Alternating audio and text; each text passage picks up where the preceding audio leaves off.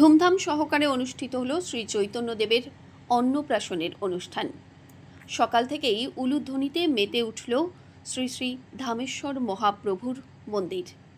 শনিবার বিকেল প্রায় 3টে বাজতেই ধর্মীয় আচার ও রীতিনীতি মেনে শুরু হয়ে যায় শ্রীমান মহাপ্রভুর অন্নপ্রাশনের অনুষ্ঠান। আর অনুষ্ঠানের শুরু হতেই ভক্তদের উলুধ্বনিতে মুখরিত হয়ে ওঠে মন্দির প্রাঙ্গণ। এদিন সকাল থেকেই মহাপ্রভুর অন্নপ্রাশনের অনুষ্ঠান ঘিরে সাজো সাজো রব ধামেশ্বর মহাপ্রভু মন্দির প্রাঙ্গণে। প্রতিদিন এখানে শ্রীমান মহাপ্রভু ভক্তদের কাছে দেবতা।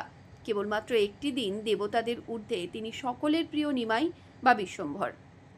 সারা বছর তিনি আপামর ভক্তদের ধামেশ্বর গৌরাঙ্গ মহাপ্রভু রাধা কৃষ্ণের মিলিত তনু শ্রী চৈতন্য মহাপ্রভুর আবির্ভাব তিথি উপলক্ষে দিনভর বিভিন্ন অনুষ্ঠান শেষে সন্ধ্যায় আয়োজিত হয় মহা অভিষেক অনুষ্ঠান।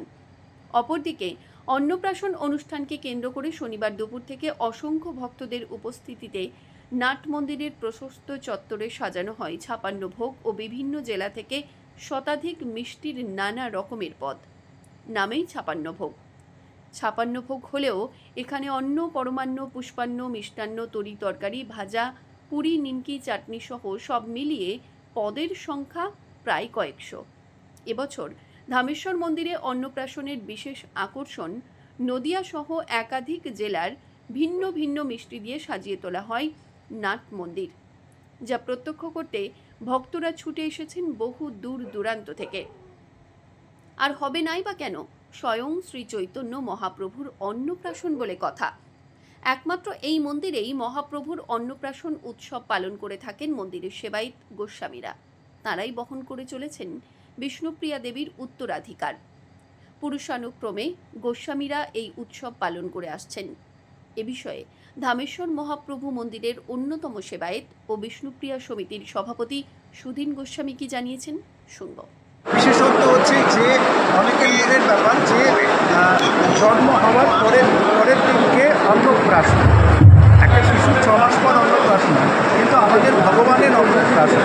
এই অন্নপ্রাশনের মাহাত্ম্যটাই হচ্ছে যে মহাপ্রভু অন্নপ্রাশনটা 56 ভোগ, অর্থাৎ ভগবান শ্রীকৃষ্ণের যিনি পরবর্তীতে 7 দিন ধরে রেখেছিলেন, এই 7 দিন অর্থাৎ ভগবানের 8 বার ভোগ হয়। সেই 8 বার ভোগ কত ছিল? 7 8 56। এই 56 ভোগকে সামনে রেখে মহাদেবের অন্নপ্রাশন এটাই সব থেকে বড়। এদের যেমন শাকের আইটেম প্রায় 10-12 রকম, চাটনির আইটেম প্রায় 10-12 রকম হবে। তারপরে ভাজা মোটামুটি ভাজা হয়ে যাবে। আর মিষ্টি প্রায় 108 রকম মিষ্টি, এবং মিষ্টিগুলো এসছে বিভিন্ন জায়গা থেকে। কোনোটা দিল্লি থেকে এসছে, কোনোটা বহরমপুর থেকে এসছে, কৃষ্ণনগর থেকে এসছে, শান্তিপুর থেকে এসছে, বর্ধমান থেকে এসছে। এবং তার সঙ্গে আমাদের এখানে অন্ন, প্রতিষ্ঠা, মোচা, শুক্তো, ডাল, পুষ্পান্ন, আনারসা বিভিন্ন হবে।